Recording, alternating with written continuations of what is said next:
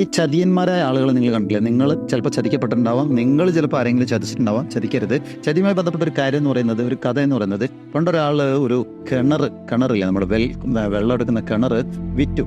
അത് വിറ്റ് ഒരു കർഷകന് വിറ്റു.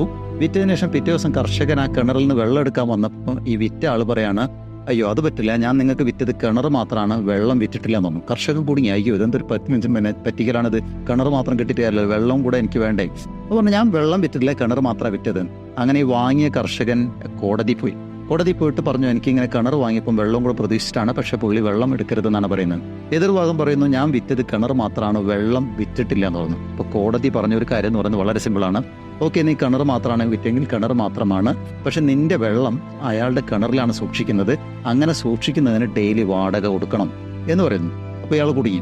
വീണ്ടും പറയുന്നു, ഇനി അല്ല, വാടക കൊടുക്കൂല്ലെങ്കിൽ നിങ്ങളുടെ വെള്ളം കംപ്ലീറ്റ് നിങ്ങൾ എടുത്തിട്ട് പൊക്കോളൂ, അങ്ങനെ എടുത്തു പോയാൽ പിറ്റേ ദിവസം വെള്ളം വരും എന്നുള്ളതാണല്ലോ. എന്നിട്ട് കോടതി അവസാനമായിട്ട് പറഞ്ഞു കൊടുത്തത്, വായിച്ച കഥ നിങ്ങളോട് ഷെയർ ചെയ്യുന്നതാണ്. കോടതി പറഞ്ഞു കൊടുക്കുന്ന കാര്യം എന്ന് പറയുന്നത്, നിങ്ങൾ ആരെങ്കിലും ചീറ്റ് ചെയ്യാൻ വേണ്ടി നിങ്ങൾ ശ്രമിച്ചാൽ, മനഃപൂർവ്വം ഒരു കഥ ഉണ്ടാക്കിയാൽ അതേ നാണയത്തിൽ നിങ്ങൾക്കും തിരിച്ചു വരും എന്നുള്ളതാണ്. അതുകൊണ്ട് ജീവിതത്തിൽ മറ്റുള്ളവരെ പറ്റിക്കുക, മറ്റുള്ളവരെ ബുദ്ധിമുട്ടിക്കുക എന്ന ചിന്ത ഒഴിവാക്കുക എന്നുള്ളതാണ് ഈ വീഡിയോയുടെ ഉദ്ദേശം. B practical in your life.